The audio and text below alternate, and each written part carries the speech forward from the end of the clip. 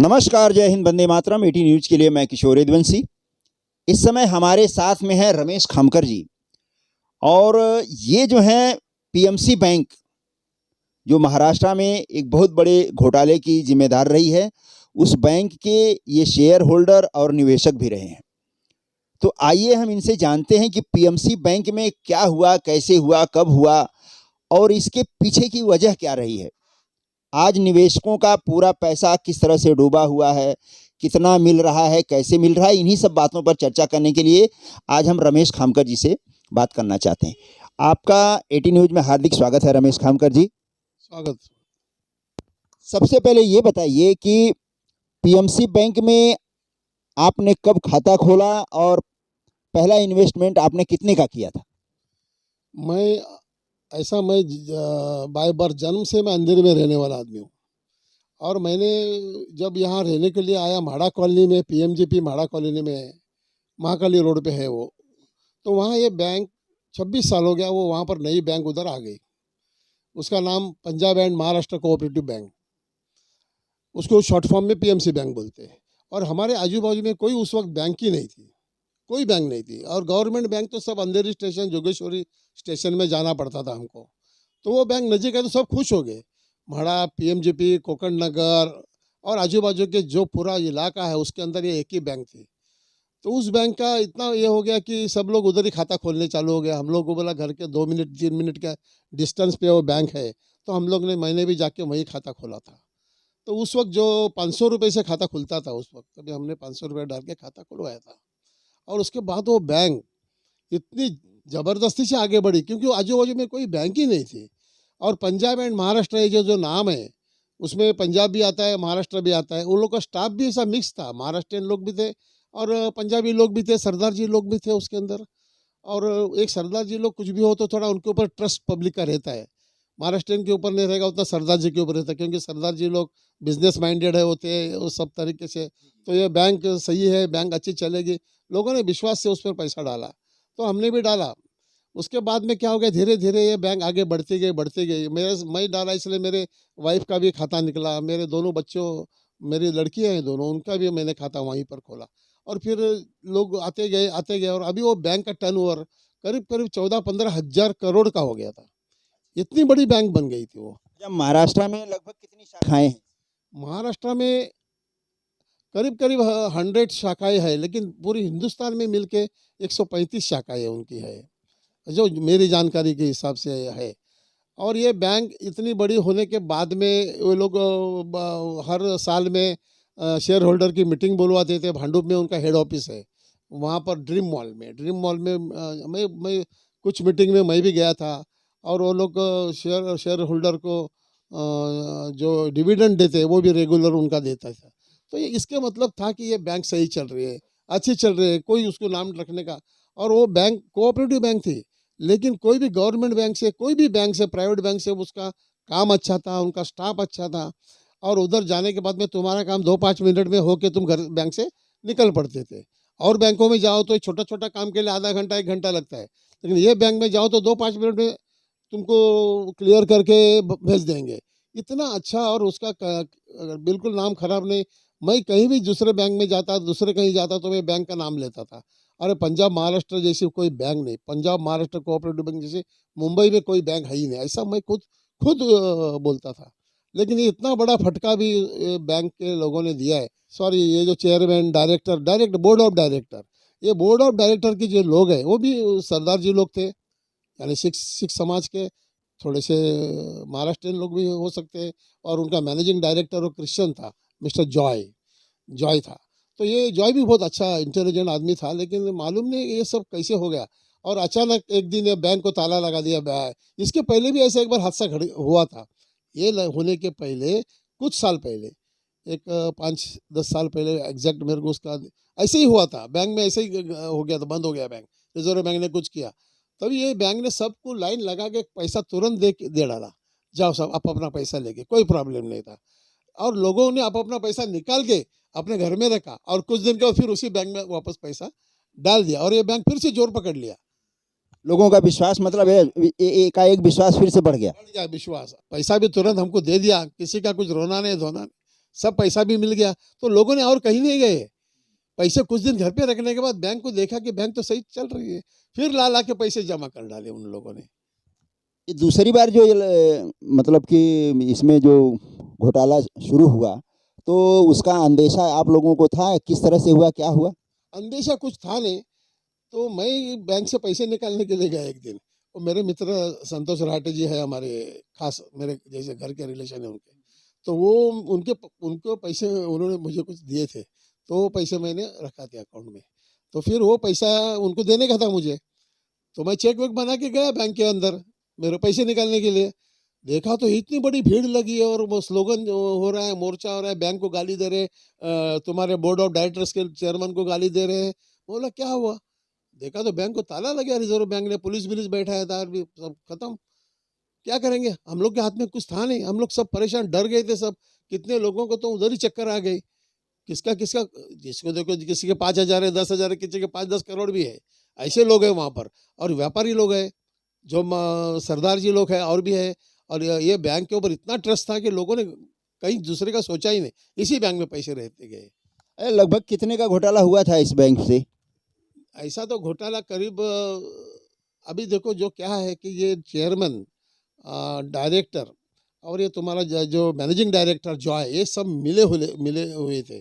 और वो जो वाधवान नाम का जो बिल्डर है, वाधवान जो अभी जेल में है, उसका नाम देखो बहुत बार पेपर में सब आता है। उसने 6,500 करोड़ रुपए उसको लोन दिया गया, 6,500 करोड़। अभी ये बैंक 12-15 हज़ार करोड़ की बैंक थी, तो दे दिया इन लोगों ने। उसका क्या आगे कैसा हुआ मालूम, तो वो लोन थक गया तो नहीं, तो फिर रिजर्व, इसमें प्रॉब्लम क्या है, इसमें गलती रिजर्व बैंक की भी है। रिजर्व बैंक ने ये सब ताला मारा, सब किया सर, लेकिन रिजर्व बैंक ने सोचना चाहिए, उनका ऑडिट करने के लिए उनका आदमी आता था ऑडिटर, क्यों नहीं उसने ऑडिट किया? क्यों नहीं उसको घोटाला मालूम नहीं पड़ा? उसका भी काम है ना कि भाई बैंक में क्या चल रहा है। क्या आपको ऐसा लगता है कि रिजर्व बैंक के स्टाफ से लेकर के बैंक के सारे बड़े-बड़े जितने भी स्टाफ थे, सबकी मिलीभगत से ये अंजाम दिया गया? अभी ये पक्का नहीं, लेकिन मुझे को ऐसा शंका है, ऐसा लग रहा है कि ये ऐसा नहीं हो सकता। अभी रिजर्व बैंक को एक बताओ, रिजर्व बैंक का मैं ये नहीं कहता कि उसका कुछ हाथ होएगा, लेकिन रिजर्व बैंक ने उसको नज़रअंदाज किया। उनका जो ऑडिटर वहाँ आता था चेकिंग करने के लिए, उनका ऑडिट देखने के लिए, उनका व्यवहार बैंक का देखने के लिए, क्या उसको इतना मालूम नहीं था कि बैंक के कर्ज, इतना बड़ा कर्जा किसको दिया, क्यों दिया, किस लिए? उनका वो सब काम था ना। हालांकि कुछ रिजर्व बैंक के स्टाफ का भी उधर अकाउंट है, रिजर्व बैंक के स्टाफ का भी अकाउंट वहाँ पर था। और रिजर्व बैंक का ये था कि जिस बैंक को हमने परमिशन दी है, तो उस बैंक की निगरानी रखना, या उसके अंदर कुछ घोटाला हो रहा है, क्या हो रहा है, ये देखना रिजर्व बैंक का काम है। ये रिजर्व बैंक के जो स्टाफ का आप अकाउंट है वहाँ पर बता रहे हैं, तो क्या उनको पैसा मिल गया कि वो अभी भी अटके हुए? नहीं, जो देखो उसमें से जो लोग जो मेन जिन्होंने फ्रॉड किया है वो सब जेल में है अभी। वाधवान बिल्डर भी है, उसका लड़का भी है, और हमारे जो बोर्ड ऑफ डायरेक्टर का चेयरमैन, मैनेजिंग डायरेक्टर सब जेल में है। अभी तो वो फिलहाल जेल में है। दूसरी बात ऐसी है कि पैसे उनकी प्रॉपर्टी अभी सील की गई है, उनकी जो प्रॉपर्टी है वो सब सील हो चुकी है। कितना लोगों का कुछ पैसा मिलने का सरकार ने बोला था या आरबीआई ने बोला था, तो उसमें से आप लोगों को कुछ मिला या अभी तक नहीं मिला? देखो स्टार्टिंग में क्या हो गया कि जब ये हो गया तो 50,000 पहले तो बोले 10-10 हज़ार देंगे सबको, तो 10-10 हज़ार में बोमा बोम हो गई सब। 10,000 में क्या होएगा किसी को दे के? एक ही टाइम 10,000, 10,000 क्या होता है? अरे 10 लाख है, उसको 10,000 दोगे, क्या होगा? तो फिर उन लोगों ने 50-50 हज़ार, 50,000 पहले दिया, और फिर 50,000 उन लोगों को दिया जिनको मेडिकल का प्रॉब्लम है, जिनको कुछ पैसे की तंगी है, शादीशुदा या कुछ गड़बड़, तो उनके लिए 50,000, ऐसा 1 लाख रुपए पर डिपॉजिटर को दिया गया। एक दो बार 50-50 में दिया, मुझे भी मिला। 50,000 पहला मिला, फिर 50,000 बाद में मिला मुझे। तो इस तरीके से वो उतना पैसा मिलने के बाद फिर पैसा किसी को कुछ नहीं मिला। अभी अभी आपका कितना पैसा अटका हुआ है वहाँ पे? मेरा और मेरे फैमिली का मिल के करीब करीब 50 लाख रुपया है। मेरे 2 लड़की है और मेरी वाइफ और मेरा पकड़ के। हाँ। अच्छा, इंश्योरेंस वगैरह का जो बैंक का ये होता है, उस पे भी कुछ आप लोगों को राहत मिली है, उससे कुछ पता? क्या है कि देखिए, ये पहले इंश्योरेंस था 1 लाख रुपये, हमको मालूम ही नहीं था ये बैंक में 1 लाख रुपये का इंश्योरेंस भी होता है। किसी को नहीं मालूम, जनरली लोगों को इतना मालूम है बैंक में पैसा रखो, बैंक से पैसा निकालो, रखो, निकालो, रखो। इसमें इंश्योरेंस भी होता है, फिर वो इतने लाख का ही होता है। अभी तुम्हारा अगर करोड़ रुपया है तो तुमको 1 लाख का ही इंश्योरेंस है। चाहे अगर बैंक बंद हो जाती है तुमको 1 लाख ही मिलेंगे, बाकी सब पैसे को भूल जाओ। ऐसा था। लेकिन ये सब हम लोग ने फिर क्या हुआ, सब लोग पैनिक हो गए, परेशान हो गए। बेचारे लोगों ने स्लोगन देना चालू किया, आंदोलन करना चालू किया, मोर्चा निकालना, रिजर्व बैंक पे मोर्चा निकाले। हमने आज़ाद मैदान पे उपोषण किया, आज़ाद मैदान में जाते थे। बीकेसी का जो ऑफिस है रिजर्व बैंक का, बांद्रा कुर्ला कॉम्प्लेक्स, वहाँ जाते थे। उसके सब फोटोग्राफ्स है मेरे पास। आपने भी बहुत बार मुझे हेल्प किया है वहाँ पर, आपने आपका न्यूज़ के लिए किया है। तो वो लोग ने 1 लाख का जो था, तो ये बात सब न्यूज़ चैनल थ्रू, जैसे बड़े बड़े न्यूज़ चैनल हैं वो लोग भी उन इंटरव्यू लेते थे, वो लोग भी आते थे। तो ये सब दिल्ली तक चली गई, निर्मला सीतारामन एंड मोदी तक चली गई सब वो बातें। तो मेरे ख्याल से उधर ऊपर बात हो गई, और मोदी साहब का मैं उसके लिए शुक्रिया अदा करूँगा, निर्मला सीतारामन का भी करूँगा, कि उन लोगों ने 1 लाख का 5 लाख किया। इंश्योरेंस की राशि थी, DICGC बोलते हैं उसको, DICGC। अब उसका फुल फॉर्म मैं बता नहीं सकता, लेकिन वो जो है, तो उसका जो राशि 1 लाख की थी, 5 लाख कर दिया, एकदम से 5 लाख कर दिया। ये मोदी ने बहुत बड़ा काम किया। तो आप लोगों को मिला वो 5 लाख? 5 लाख कैसा हो गया? मुझे तो मिला, अभी भी जस्ट मिला, कल परसों ही मिला मुझे पैसा मिला। तो पैसा क्या है कि 1 लाख का 5 लाख हुआ, उसमें से क्या हो गया, मैक्सिमम जो लोग हैं, ज़्यादा से ज़्यादा अभी करीब करीब 12-14 लाख मेंबर्स डिपॉजिटर है। मतलब जो छोटे निवेशक थे उनको थोड़ी सी राहत मिली। किसी ने पूरी राहत मिली, उनके पूरे के पूरे पैसे निकल गए। जिसके 50,000, 10,000, 20,000, लाख, 2-4 लाख, 5 लाख के अंदर थे, वो पूरे के पूरे निकल गए। अभी जो जो रह गए हैं, रखड़ गए हैं, वो बड़े डिपॉजिटर, हेवी डिपॉजिटर है, जो कि वो उनके पास उनका 5 लाख के ऊपर का पैसा अटका हुआ है। वो पैसा भी कैसा निकलेगा ये सोच में है। अभी हमारे में से कुछ लोग, जो हमारे इसमें वकील लोग भी है, डिपॉजिटर है, शेयर होल्डर में बड़े बड़े वकील है, डिपॉजिटर। अभी वो लोग कोर्ट में, हाई कोर्ट में केस डाल दिया है, और वो केस लड़ रहे हैं कि भाई हमारा पैसा अब आगे कैसे मिलेगा। तो वो लोग ने एक स्लैब दिया है कि ये 5 लाख तो DICGC का मिलने के बाद में, उसके बाद एक स्लैब दिया उन्होंने 5-10 साल का, कि वो भाई 50,000 ये साल मिलेगा, उस साल 50,000 मिलेगा, फिर लाख मिलेगा, 1.5 लाख, ऐसा करके वो 15 लाख तक मिलेगा, ये 5 लाख पकड़ के, यानी 10 लाख और भी मिलने वाले। उसके लिए 10 साल का समय जाएगा। वो समय जाने के लिए अभी कितने हमारे इधर 40% सीनियर सिटीजन है, 60 के ऊपर है, 60, 70, 80 एज के लोग हैं। 40%, 250 लोग गुजर गए, 250 लोग मर गए टेंशन के वजह से, पैसे की वजह से। वो बेचारे 1 लाख लेके ही मरे, वो उनका सारा पैसा पड़ा है। अभी उनके बाल बच्चों को, फैमिली को मिलेगा तब मिलेगा, मालूम नहीं। तो ये कंडीशन है। और ये जो अभी जो पैसा मिलने वाला है, ये 15 लाख, उसको इतना 10 साल का अभियान है। तो ऐसे में सरकार को क्या करना चाहिए कि जो 15 साल का समय है, या 15 लाख लेने के लिए जो 10 साल का समय जो इंतजार करने के लिए निवेशकों को बोला जा रहा है सरकार की तरफ से, बैंक की तरफ से, RBI की तरफ से, तो ऐसे में आप जैसे निवेशक क्या चाहते क्या हैं कि सरकार को क्या आगे अगला कदम क्या उठाना चाहिए? क्या है किशोर जी, मैं आपको बताता हूँ। क्या है कि ये जो भी आपने बताया ना, 15 लाख तक मिलेंगे, उसमें भी सेटिस्फाई ना नहीं है लोग। 15 लाख वाले, फिर जैसे 5 लाख वाले खुश हो गए, वैसे 15 लाख वाले भी निकल जाएंगे 5-10 साल। पर करोड़ों वाले बाकी रह जाएंगे। मैं वही बोल रहा हूँ, 15 लाख के ऊपर वाले का क्या, उसका कोई गारंटी नहीं कोई दे रहा है। 15 लाख के ऊपर है, 20 लाख है, 25 लाख है, 1-1, 4-4, 5-5 करोड़ वाले भी है। जब हम लोग जब मोर्चा निकलने को जाते थे, या हम लोग कोई प्रोटेस्ट करते थे, तभी उधर लोग मिलते, आपस में पहचान होती है। वो अपनी आप बीती अपनी दुख दर्द भरी कहानी सुनाते थे आप। वो लोग बताते, भाई मेरे 5 लाख अटके, मेरे 4 लाख है, मेरे 2 करोड़ है, मेरे 5 करोड़ है, मेरे 10-10 करोड़ के आदमी उधर बेचारे उम्र से बुढ़े आते थे। क्या करेंगे, उनकी पूरी जिंदगी भर की कमाई उधर फंसी थी। यहाँ किसका किसका पेंशन अटका हुआ है, जो पेंशन नहीं मिल रहा है। हमारी खुद की पेंशन जो है वो अटक गई है, किसी किसी का सैलरी अटक गया है, सैलरी अकाउंट था। ऐसे सब परेशान लोग उधर आते थे। अभी रिजर्व बैंक किधर है, देखो VT जाना पड़ता है, एक BKC में है, उसका दूसरा ब्रांच है, लेकिन इतना लंबा लंबा अभी वो घूम नहीं सकते उम्र की वजह से, उनको धूप में, बारिश में, फिर भी बेचारे आते थे। लेकिन इस रिजर्व बैंक को उनकी दया नहीं आई। मैं भी जाता था, मेरा पाँव फ्रैक्चर था, तो भी वो फ्रैक्चर पाँव लेकर मैं ये सब आंदोलन में किया है। आज़ाद मैदान में पहला, लेकिन आज़ाद मैदान में जब जाता था तो काफ़ी रश, शुरू में गर्दी बहुत थी, बाद में धीरे धीरे आदमी कम हो गए। 12-14 लाख, 15 लाख डिपॉजिट, लेकिन आते कितने थे मालूम है ये प्रोटेस्ट करने के लिए? 100, 200, 150, 50। अरे 12-14 लाख में से इतने ही आदमी लोग धीरे धीरे कम हो गए, कोई आने ही छोड़ दिया। लोगों का मनोबल टूटता गया। हाँ, मनोबल टूटता गया और कुछ लोगों को मालूम पड़ा अपने तो पैसे कम है, वो तो आज नहीं तो कल मिलने वाले अपने को, तो वो लोग ने आना बंद कर दिया। उनको मालूम पड़ गया कि 5 लाख कर दिया। जब 5 लाख का जब न्यूज़ आ गया तो वो 5 लाख वाले के अंदर वाले आने ने कहीं बंद कर दिया। सबसे बड़ी बात ये है कि एक तो कोरोना का लोगों को पैसे की तंगी और ऊपर से कन्वेंस आना जाना, साधन की कमी, ट्रेनें बंद थी, दुनिया भर की बातें थी और लोग जाने में भी थोड़ा अपने आप को कन्वेंस नहीं कर पा रहे थे उस तरह से।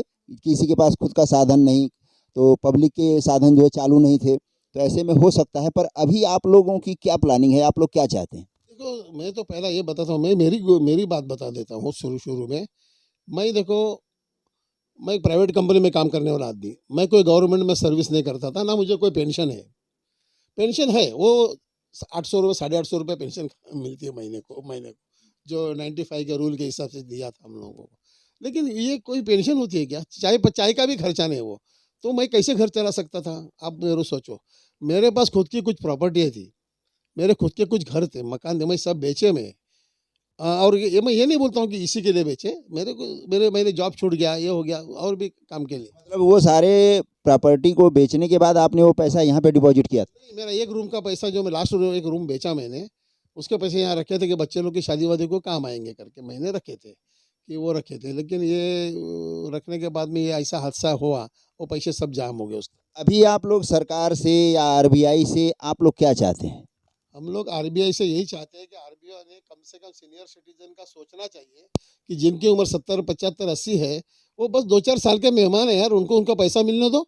वो लोग अपना पैसा अपने हाथ में लेवे, फिर अपने बच्चों को देवे, नहीं तो नहीं देवे, या कुछ थोड़ा अपना कहीं उनका खुद का कुछ करना है तो वो करेंगे। मालूम पड़ा कि 10 साल जिंदा रहना है, 5 साल में निकल लिए। हाँ, ऐसा ही हो रहा है अभी, और वो लोग परेशान ज़्यादा है। और हम लोग सबसे ज़्यादा रिक्वेस्ट यही करते हैं, मैं खुद सीनियर सिटीजन हूँ, मैं भी हूँ, लेकिन हेल्थ वाइज देखा जाए तो उनसे मैं थोड़ा बेटर हूँ।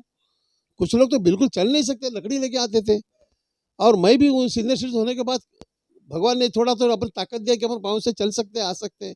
कुछ लोग नहीं कर सकते ये सब, ये अफोर्ड नहीं कर सकते। गाड़ी भाड़ा ओला से जाओ, उबेर से जाओ, ये भी नहीं उनके पास है। ट्रेन से आना, बस में जाना आना सही नहीं जमता है। तो अभी क्या चाहते हैं? हम यही चाहते हैं कि जो ये लोग ने 15 ये जो टाइम पीरियड जो दिया है, टाइम पीरियड ये कम करना चाहिए। देखो यहाँ का हमारे लोग है ना, एक टीम बनाई हम लोग ने, टीम लीडर बनाई हम लोग ने। वो लीडर लोग ने बड़े बड़े लोगों से मिले, पॉलिटिशियन लोगों को, जैसे शरद पवार साहब को मिले, जैसे सुप्रिया सुले मैडम को मिले, वो भी एमपी है ना दोनों भी, और महाराष्ट्र में उनका नाम है। दूसरे हमारे मुख्यमंत्री, भूतपूर्व मुख्यमंत्री बीजेपी के देवेंद्र जी फडणवीस, उनके पास भी गए, उद्धव जी ठाकरे के पास गए, राज ठाकरे जी के पास गए, और वो केंद्र में निर्मला सीताराम जी को मिले। ऐसे बहुत सारी जगह पे घूम फिर के आए, लेकिन किधर उनको न्याय नहीं मिला। सबने जवाब दिया हाँ होएगा, करेंगे, देख रहे हो रहे, यही सब चल रहा था। हाँ, अभी बाद में क्या हो गया, जब गवर्नमेंट ने 5 लाख का जब डाल दिया ना, तो उसमें से 95% लोग पैसा लेके निकल रहे, तो वो लोग शांति हो गए। अरे ज़्यादा से ज़्यादा लोग तो निकल जाएंगे, अपने को क्या टेंशन है, 5% लोग रहने वाले हैं, उनको देख लेंगे, समझ लेंगे। ये 5 लाख जो आप लोगों को मिला है उसका क्रेडिट किसे जाता है? उसका क्रेडिट जाता है सेंट्रल गवर्नमेंट, नरेंद्र मोदी साहब को जाता है। नरेंद्र मोदी साहब ने वो किया है, तो वो केंद्र के ही हाथ में है ना, वो दूसरा किसके हाथ में? स्टेट गवर्नमेंट के हाथ में ये चीज़ है ही नहीं। अभी मोदी जी से अभी और कुछ उम्मीद है, आप लगा करके रखें कोई उम्मीद? बिल्कुल मोदी जी से उम्मीद है हमको। मोदी है तो मुमकिन है, ऐसा सब लोग डायलॉग मारते हैं, मैं भी मारता हूँ। तो मोदी जी अगर मुमकिन कर सकते, तो खाली हम लोगों का, गरीबों का जो पैसा फंसा हुआ है, जो सीनियर सिटीजन का पैसा फंसा हुआ है, वो पैसा हम लोग को हमारे टाइम में मिले, हमारी ताकत पाँव में चलने के तब तक मिले, ताकि उसका उपयोग हमारे दवा पानी के हो, हमारे बच्चों के पढ़ाई के लिए या उनकी शादीशुदा के लिए कुछ तो हम हेल्प कर सकें, उसके लिए हो। हमारे पैसे खुद के हैं ना, मेहनत के हैं ना। एक तो उसमें आपने इंटरेस्ट निकाल दिया, 2 साल का इंटरेस्ट तक नहीं दिया आपने। जो मुद्दल है हमारी, जो इनिशियल अमाउंट है, वो इनिशियल अमाउंट तो हमको हमारा दे दो। टाइम अभी हमारा एक ही कहना है, अभी उन्होंने जो पीरियड दिया इतना लंबा, 10 साल 15 साल, कौन रहने वाले 10 15 साल? 100 साल की जिंदगी तो किसी को आज तक मिली नहीं यहाँ पर। 100 साल कोई नहीं जिया इधर, और जिएगा भी तो वो बेड पे पड़ेला रहेगा। वो उसको क्या करेगा, वो फिर वो मरने की तैयारी हाँ, उस ज़िंदगी का कोई मतलब ही नहीं है, और दवा दारू के लिए पैसा नहीं रहेगा तो वो ज़िंदगी और नरक हो जाएगी। में। तो ये किसी के मेहनत का पैसा है, तो मोदी जी को मैं विनती करता हूँ, रिक्वेस्ट करता हूँ हाथ जोड़ के, कि आप इतना सब कर रहे हैं सबके लिए, तो ये खाली पीएमसी बैंक के डिपॉजिट और शेयर होल्डर के लिए कुछ करो कि आपके जो चुनाव आ रहे हैं, अभी 2024 में लोकसभा के चुनाव आएंगे, आप ही प्राइम मिनिस्टर वापस होने वाले हैं, सबको मालूम है। तो आप मेहरबानी करके ये हम लोगों का पैसा जल्दी से जल्दी 2024 के पहले, चुनाव के पहले लोगों को हाथ में लगे, ताकि हम लोग आपका शुक्रिया अदा करें और आपका प्रचार भी करें। हम लोग पीएमसी बैंक के सारे डिपॉजिटर आपका काम करेंगे। बहुत अच्छा। देखिए, ये रमेश खामकर जी एक समाज सेवक भी रहे हैं। एक छोटी सी नौकरी करके इन्होंने अपनी ज़िंदगी भर की जो जमा पूंजी जो इकट्ठा किया था, आपको पूरी कहानी बता दी है कि किस तरह से उनका पैसा आज यहाँ पर अटका हुआ है।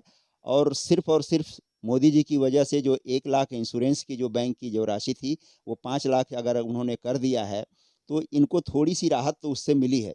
पर अगर मोदी जी चाहेंगे, वित्त मंत्री जी चाहेंगी, तो इन लोगों का, इन बुजुर्गों का पैसा इनको सही समय पर अगर मिल जाएगा, तो बिस्तर पर जाने के पहले दवा दारू के लिए इनके पास अगर पैसा रहेगा, तो इनके बच्चे, इनके बेटे, बहू, इनकी बीवी या इनके रिश्तेदार सब लोग इनकी सेवा शुश्रूषा कर सकते हैं।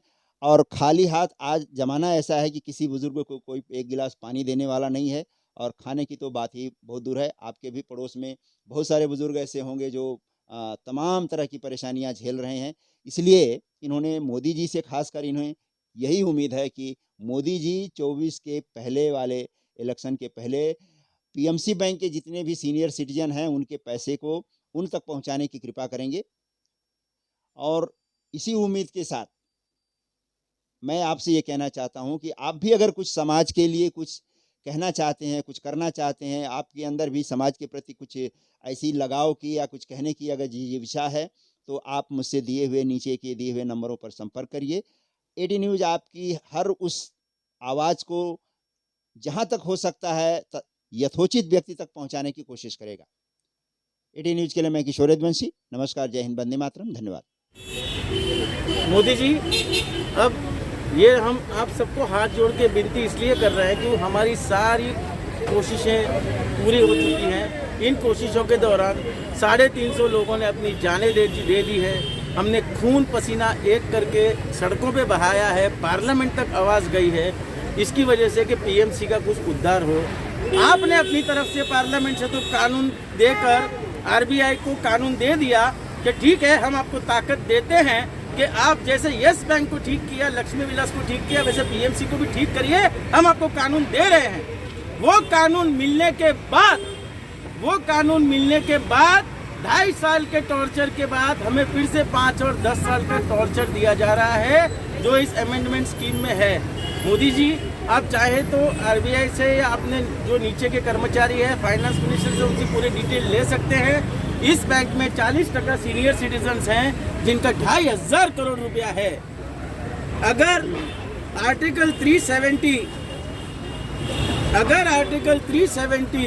70 साल के बाद निकल सकता है, अगर अयोध्या का प्रॉब्लम 450 साल में सॉल्व हो सकता है, अगर टेररिज्म को रोकने के लिए 8 तारीख को नोटबंदी आ सकती है, तो इन लोगों का क्या गलती है जिन्होंने जिंदगी भर कमाया, उस पर जिंदगी भर टैक्स दिया, और अब बोलेंगे आपको पैसा मिलेगा ही नहीं, जबकि बैंक में उतना पैसा पर्याप्त है जो इनको 6 महीने, साल भर, 1.5 साल में मिल सके। तो आरबीआई, आपकी जानकारी में शायद ये नहीं होगा कि आरबीआई हम पे क्या ज्यादती करने जा रही है। और हाँ, अगर आरबीआई के पास थोड़ा बहुत पैसा कम ज्यादा है भी, तो वहाँ आप ये काम जरूर कर सकते हैं कि उनको प्रावधान में कुछ न कुछ व्यवस्था करके दे, तो संस्था तो रुक सकती है 5-10 साल। हम 2.5 साल से मर रहे हैं, हम तो 2 दिन भी नहीं रुक सकते। मोदी जी है तो मुमकिन है, वरना बेटी पढ़ेगी कैसे, बेटी बढ़ेगी कैसे, इनका कोई साथ नहीं दे रहा है, इनका विकास कैसे होगा। और हमारी 3 ट्रिलियन इकोनॉमी का सपना जो आपने देखा है, वो आरबीआई इन गरीबों का पैसा 10 साल तक रोक के पूरा करेगी? ये नहीं हो सकता, ये अन्याय हो रहा है। आपको इसकी जानकारी देने के लिए हम ये वीडियो बना रहे हैं। आप इसका संज्ञान लीजिए और हमें बचाइए, क्योंकि मोदी है तो मुमकिन है। ये हम कल भी समझते थे और आज भी समझते हैं। आप कर दीजिए, हम हमेशा समझते रहेंगे। जय हिंद। गली गली में शोर है, गली गली में शोर है।